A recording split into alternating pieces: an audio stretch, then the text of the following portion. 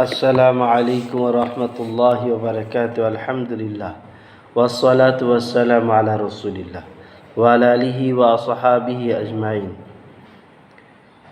এখন যে বিষয়বস্তুর উপরে হাদিস পড়ব সেটা হচ্ছে এই যে একজন সাহাবা আল্লাহ রসুলকে জিজ্ঞাসা করলেন যে গুনাহ কি আর মুমিন নেকি কি, ঈমান কি? গুনাহ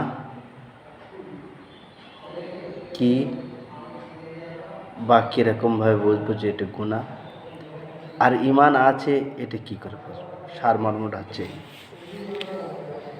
আসুন হাদিস থেকে শুনি।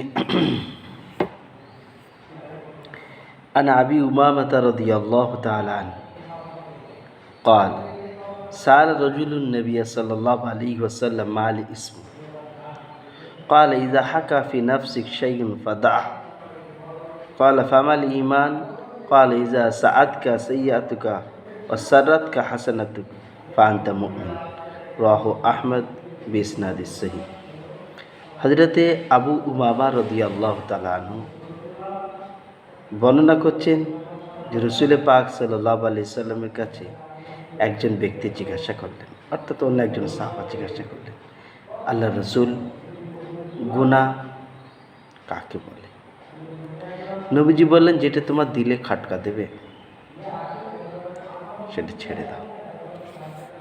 হাদিসের শব্দ ইজা হাকা ফি নাফসিক শাই ফাদা, তোমার দিলে যখন কোনো জিনিস খাটকা দেবে, যেরকম তুমি এমন কাজ করছো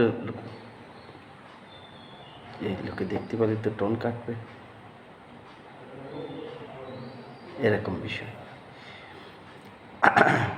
তো নবীজি বললেন, যখন তোমার দিলে খাটকা দেবে তখন তুমি ওইটা ছেড়ে দাও, ওটা কি গুনাহ বলে?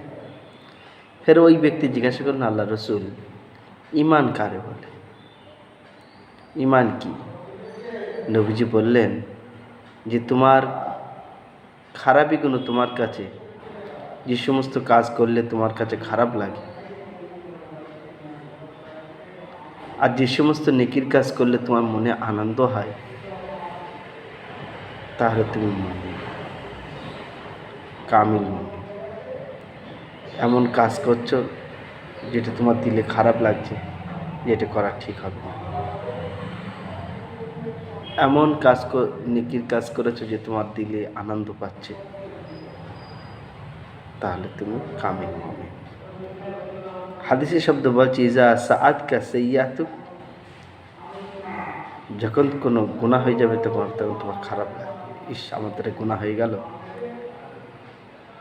ওয়াসাররাতকা হাসানাতুক ফাআনতা মুমিন, আর যখন তোমার দ্বারা কোনো নেকির কাজ হবে তো মনে খুব আনন্দ ফুর্তি হবে, মনে করো যে তুমি মুমিন আছো বা অন্য ব্যক্তি মুমিন আছে। ইজা সাআতকা সাইয়্যাতুক, যখন কোনো গুনাহর কাজ হয়ে যাবে তখন খুব মনটা খারাপ হবে, ইস আমার দ্বারা গুনাহ হয়ে গেল। ওয়াসাররাতকা হাসানাতুক ফাআনতা মুমিন, আর যখন কোনো নেকির কাজ করবে তোর মনে আনন্দ হবে। তো এটা কি? সে ব্যক্তি মুমিন হওয়ার একটা আলামত। এটি হচ্ছে ঈমান। আল্লাহ তাআলা আমাদের সকলকে সচেতনভাবে এই ফিতনার জমানায় জিন্দেগি যাপন করার তৌফিক দান করুন বলে না আমিন। কারণ নবীজি যে সমস্ত ফিতনার আশঙ্কা করেছিলেন যে এমন জমানা আসবে, ঈমান হাতে আগুন রাখা সহজ হবে, ঈমান রাখা কঠিন হবে, সেই সমস্ত জমানা এখন প্রেজেন্ট, রানিং আছে, কন্টিনিউস আছে। এখন ঈমান বাঁচানো খুবই দুষ্কর, খাওয়ার দিক থেকে, পড়ার দিক থেকে, চলার দিক থেকে, বলার দিক থেকে, সর্বদিক থেকে ঈমান বাঁচানো এখন খুবই কঠিন। আল্লাহ তাআলা আমাদের সকলকেই শিরিক মুক্ত ঈমান নিয়ে আর রিয়া মুক্ত আমল নিয়ে তিনার দরবারে হাজিরি দোয়ার তৌফিক দান করুন বললাম।